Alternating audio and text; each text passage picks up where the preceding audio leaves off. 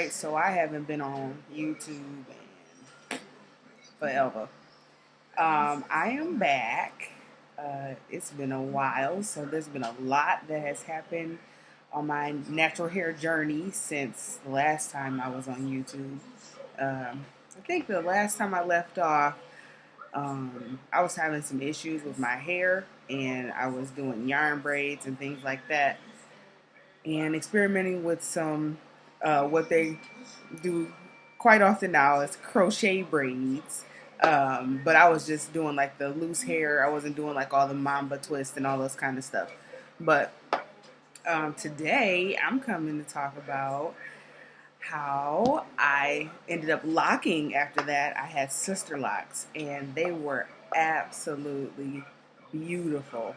I got them installed in July of 2012, and the lady who did them, she did a phenomenal job on my hair. I have quite a bit of hair. You can't tell right now because it's all cut off, but I had over 400 and something locks, almost 500 locks, lots of locks, and she did a great job installing them. So I had those for 4 years. Yes, I just, I guess, big chopped again recently, about a month ago. I cut all my locks off. And in the beginning of my sister lock journey, I kept up with my appointments. And then I went back to school, and I just had a baby recently. So there's been a lot of things that have that affected my sister lock journey. Financial ups and downs, and it is quite expensive to keep up with the appointments. About $100 to $150 every time you go to get a retightening, which can become quite taxing for a young student. So I was not keeping up with my appointments, and then I would try to go to like a loctician who didn't really know about sister locks, and they palm roll them.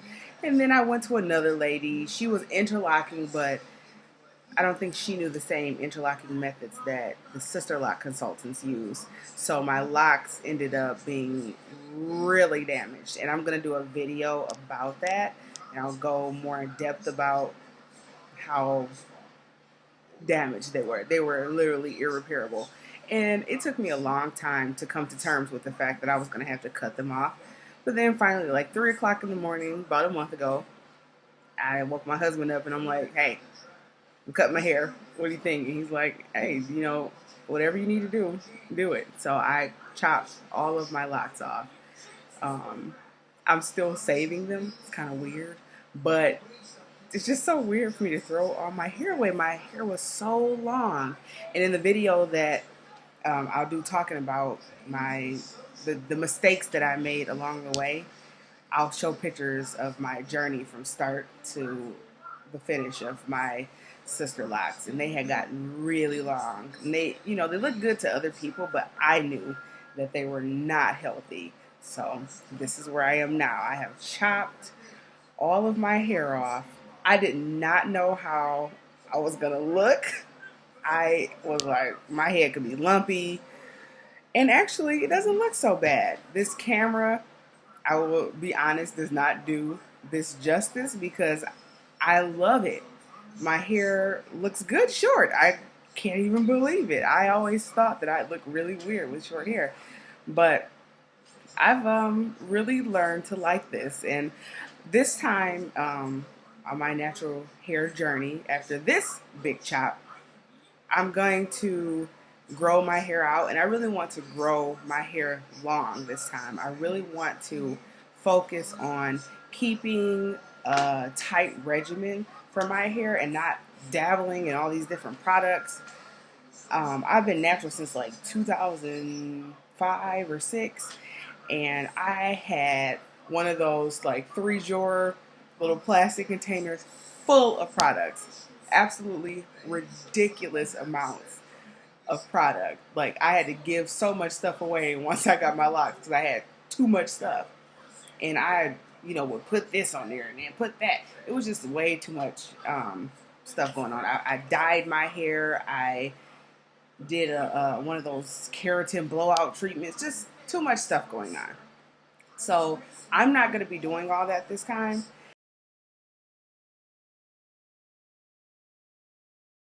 Very coarse, super coarse, like 4M hair. Okay. So I've tried to get as close as possible. Try to find what some ladies on YouTube whose hair is as close as possible to mine. And it is, I know from them that it is possible to grow long, coarse, coily hair. And that is my focus this time. I am going to miss this short do once I grow it out. But this is all part of the journey. You have your seasons of the short hair, and then you got the funny times when your hair is not where you want it to be, but it's in that growing process, and you're like, okay, I'm not going to cut it. I'm not going to do anything to it. Just let it be, and then you get that long, luscious hair. So I'm on for the ride. So, yeah, I talked about all that. So I just want to talk about now the products that I've been using. So I didn't really have anything on hand when I cut my hair. My baby is a few months old, so I've been using Shea Moisture, the baby head to toe in his hair, and it's worked wonders. I love it for his hair. I don't use anything else but that shampoo for his hair, and then sometimes for his body, because I swap between that and this product called Little Twigs for his body, but most for almost all the time for his hair, I always use the Shea Moisture baby head to toe. So I've been shampooing with that, and I actually really like that shampoo. I don't think that I'm going to switch shampoos. I'm going to use the baby product, and that might be weird to some people, but I like how it softens my hair. It's not very harsh. My hair doesn't feel hard and crusty after. I don't like that crispy, crusty feel after. I like the soft to touch. It just feels really baby soft, my hair. So I'm going to stay with that. I'm not going to shampoo as much because I have a lot of breakage, even with it being this short. Like, I don't know if I rub it right now, if you can see it.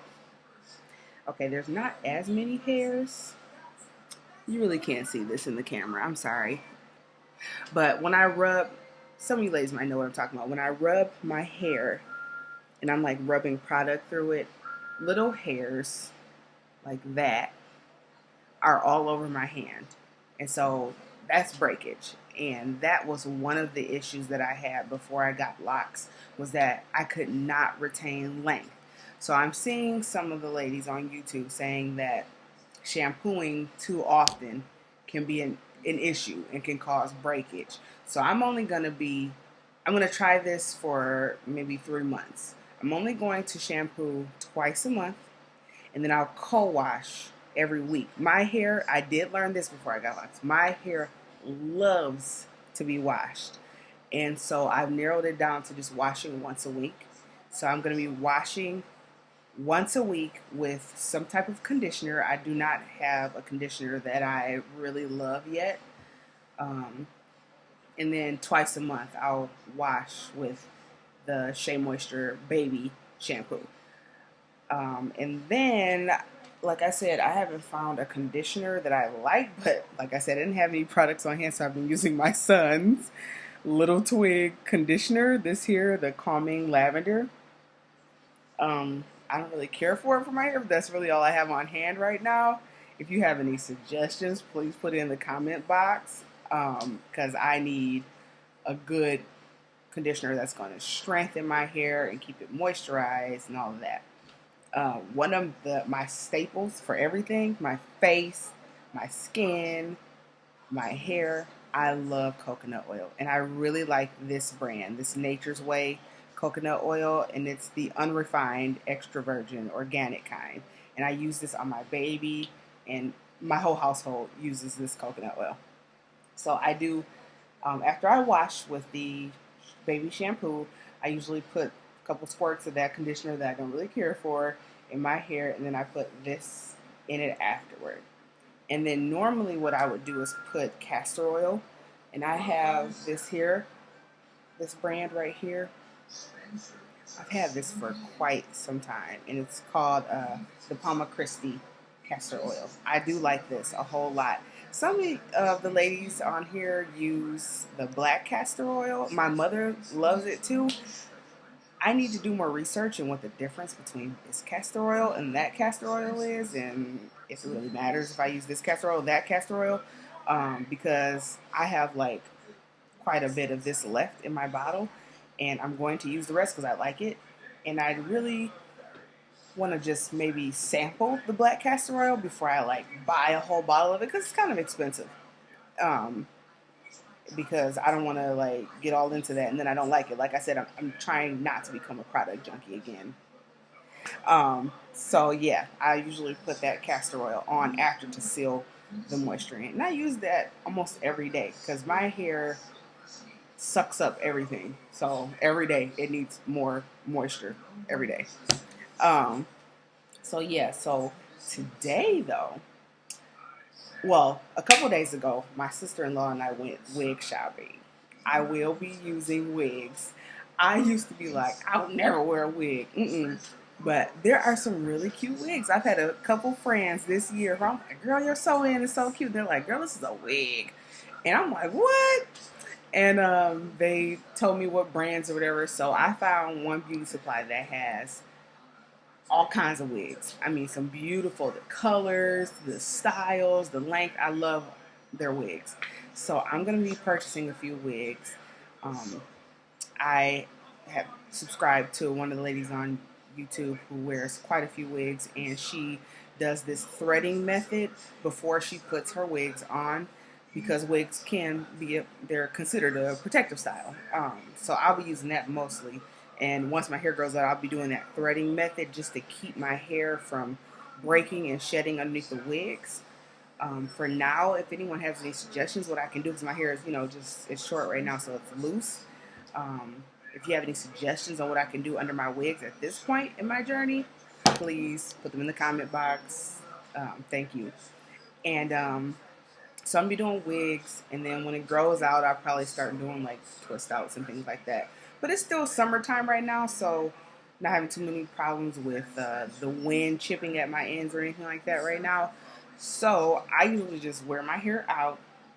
I put on some nice lipstick and some good earrings, and make sure my face is all nice and shiny with coconut oil.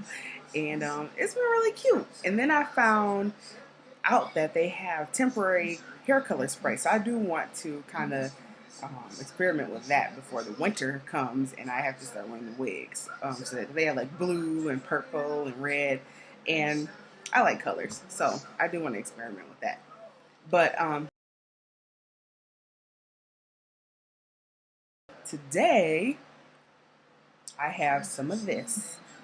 It's the Taliah Waajid tight hold, and I found this when I was looking for wigs. I was just like, oh, let me browse through the natural hair products and see what they have now, because I haven't really looked for any natural hair products in years because I was locked up. So um, now that I've cut my locks, I was like, let me go see what they have, and I found this. And so um, when I opened it, I love the consistency of this because my hair has to have some kind of, you look, this is like really thick.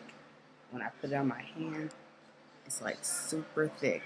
I need a thick product when it comes to my hair, or it just will not hold. Like, seriously. The only thing that ever held my curls was the off-brand Paul Mitchell Wet. I forgot what it's called, but you can get it from Sally's.